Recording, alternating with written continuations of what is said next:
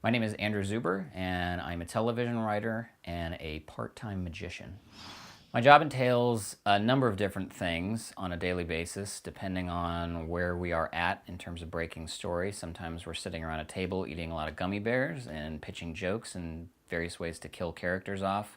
Strychnine is a good one. Other times we're sitting in a dark room with the door closed, lights are off, we're blasting Mozart music, and we are writing character descriptions or story outlines or the actual script or dialogue, also eating free food while we're doing that. I think the common theme in writing for television is the food. We're eating all day. My favorite part of the job is challenging and being challenged by other people in the writer's room. You come into work in the morning, you think I have this really fantastic idea, and you pitch it to the room, and then somebody says, yes, and, which is kind of a writerly term for, I love your pitch, and I have something to add on top of that. And so you kind of are building this story pyramid with everybody in the room, and it's not a competition, it's just everybody trying to create the best story that you possibly can. So that's really fun. And then once the show airs, hearing what the fans have to say about it, that's always a lot of fun. Though I do always remind myself of a quote that my friend Norman Buckley, who directed one of my episodes of television, said, "It's not about the ratings and it's not about the reviews, it's about what you did." About 80% of the time I'm convinced that I was adopted because I have nobody in my family that's in the creative industry. They will oftentimes call me with questions like, hey, we were watching Criminal Minds and this thing happened and we want to know what the story was behind it. And I go, well, I don't work on Criminal Minds, so I can't really help you there, but I'm glad you guys are watching TV. One of the things that some people don't know about me when they first meet me is that I can solve a Rubik's Cube. My fastest time is 66 seconds. I was off for 9 months a couple of years ago between seasons on a TV show, and I thought I should do something useful with my time, and I didn't. Instead, I learned how to solve the Rubik's Cube. There we go. That's the cube. My hero was a good friend of mine named Dean Dill. Dean was a magician. He was Johnny Carson's magic teacher. He performed on The Tonight Show. And he owned a barbershop in Glendale, California, where world-famous magicians from all over the place would come and they would hang out, they would jam magic, they would chat.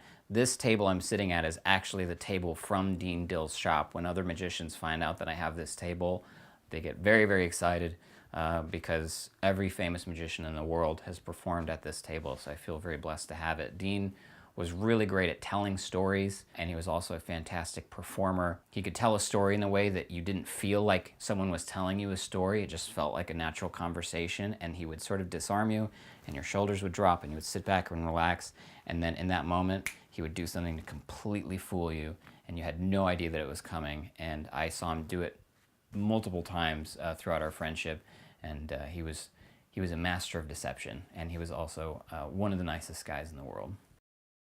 We're going to do a magic trick with the 4 aces. Really, the magic trick is just going to be finding the 4 aces. They're the most famous cards in the deck of cards. We'll start with the ace of clubs, which I find using just the one finger. There's that one. They're going to start getting a little bit trickier, so you have to pay a little bit more attention. But the ace of hearts is going to come next, right out of the center of the deck there. Now, the last 2 aces, the ace of diamonds and the ace of spades, those are tricky ones because they're sandwiched in the middle, they're not on the top, they're not on the bottom. Somewhere in the middle of the deck, I'm going to guess that there's one about 12 down and one that's about 36 down. If I just snap the fingers and pull those guys out, spades and diamonds, that's the 4 aces. The best advice I would give to anybody who wants to be working in television or film or entertainment is to not wait for somebody to hand you something. Go out there and make your own opportunities, make your own projects, write your own scripts. You can do it on your phone. You can post stuff on YouTube. There are really just a countless number of ways to create content and get it out there for people to see it. And the more you do it, the more you will learn. You'll make stuff at the beginning and it'll be terrible and you'll make mistakes and you'll look like a fool. I've done it and we've all done it. But then you'll get better and you'll learn more about your craft, and along the way you're going to meet a lot of other people as well. So just keep making stuff.